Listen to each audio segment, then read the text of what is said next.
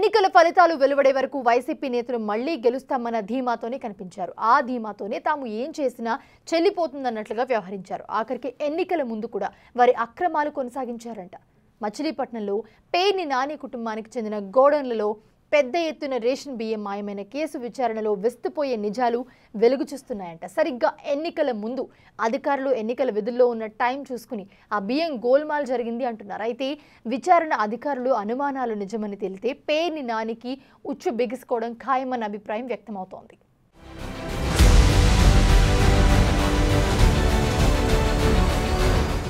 మాజీ మంత్రి పేర్ని నాని కుటుంబానికి చెందిన మచిలీపట్నం గోడౌన్లో మాయమైన రేషన్ బియ్యం కుంభకోణం పెద్ద కలకలమే రేపుతుంది.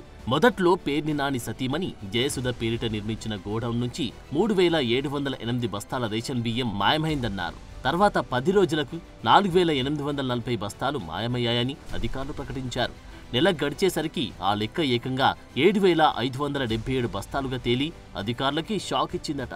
ఆ లెక్క తేల్చడానికి అధికారులకు నెల రోజులు పట్టిందంటే పేర్ని నాని ఏ స్థాయిలో కుంభకోణం నడిపించారో అర్థమవుతోంది.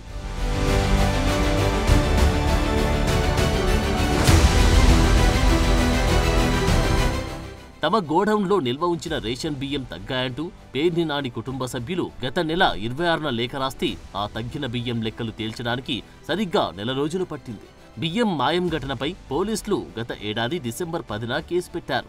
ఆ కేసులో పేర్ని నాని సతీమణి జయసుధ A1గా, పేర్ని నాని A6 నిందితులుగా ఉన్నారు. వారు కోర్టుని ఆశ్రయిస్తూ అరెస్టుల నుంచి ఊరట పొందుతున్నారు. ఈ రేషన్ బియ్యం మాయం కేసులో పోలీసులకు కీలక ఆధారాలు లభించినట్లు సమాచారం. గతేడాది ఏప్రిల్, మే నెలలో అధికారులు ఎన్నికల విధుల్లో ఉండగా నిందితులు బియ్యాన్ని తరలించినట్లు అనుమానిస్తున్నారు. ఇందుకోసం మినీ వ్యాన్లను వాడినట్లు చెబుతున్నారు.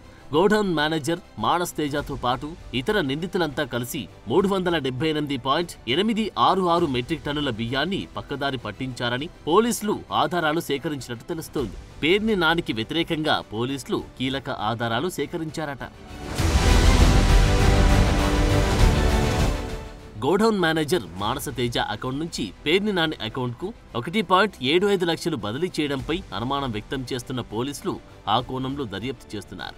12,000 జీతానికి పనిచేస్తున్న మేనేజర్ తన యజమాని భర్తకు అంత మొత్తం ఎందుకు పంపించాడు అనే విషయంపై ఆరా తీస్తున్నారు. అదేవిధంగా మానస తేజ అకౌంట్లో సుమారు 25 లక్షల మేర లావాదేవీలు జరగడం, ఆయన వ్యక్తిగత అవసరాల కోసం 7 లక్షలు ఖర్చు చేయడం కూడా అనుమానాలకు తావిస్తోంది. తక్కువ జీతానికి పనిచేస్తున్న మేనేజర్ అంత మొత్తం ఎలా ఖర్చు చేశాడు, ఆయనకు ఆ డబ్బు ఎలా వచ్చిందనే విషయంపై పోలీసులు విచారణ చేస్తున్నారు. కీలక ఆధారాలు లభించడంతో నిందితులను కోర్టు అనుమతితో ఒకరోజు కస్టడీకి తీసుకున్న పోలీసులు బ్యాంకులో నగదు లావాదేవీల విషయమై ప్రశ్నించినట్టు తెలుస్తోంది. మేనేజర్ మానస తేజతో పాటు డ్రైవర్ మంగారావు, మిల్లర్ అంజనేయులను పోలీసులు విచారించగా మేనేజర్ పోలీసులకు సహకరించలేదని చెబుతున్నారు.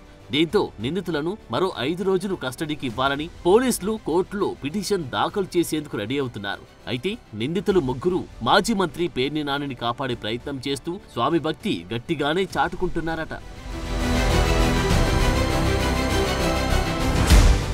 రేషన్ బియ్యం తరలించడంలో మాజీ మంత్రికి సంబంధం లేదని, తామే అమ్మేశామని పోలీసులకు చెబుతున్నట్లు సమాచారం. పోలీసులు మాత్రం ఈ స్టేట్మెంట్ను నమ్మడం లేదంటున్నారు. భారీ మొత్తంలో బియ్యం తరలించడం నిందితులకు సాధ్యం కాదని, దీని వెనుక పెద్ద హస్తముందనే కోణంలోనే ప్రశ్నలు వేస్తూ సమాధానాలు రాబడుతున్నారట. మరోవైపు కేసులో ప్రధాన నిందితురాలు మాజీ మంత్రి పేర్ని సతీమణి జయసుధ సైతం తనకేమీ తెలియదని, అంతా మేనేజర్ మానస తేజ మాత్రమే చేశాడని చెప్పారని అంటున్నారు. దాంతో ముందస్తు బెయిల్ పొందిన ఆమెను కూడా మరోసారి ప్రశ్నించే అవకాశం ఉందని పోలీసు వర్గాల సమాచారం. మొత్తానికి పేర్ని చుట్టూ ఉచ్చు బిగించేలా పోలీసుల విచారణ జరుగుతుందంటున్నారు.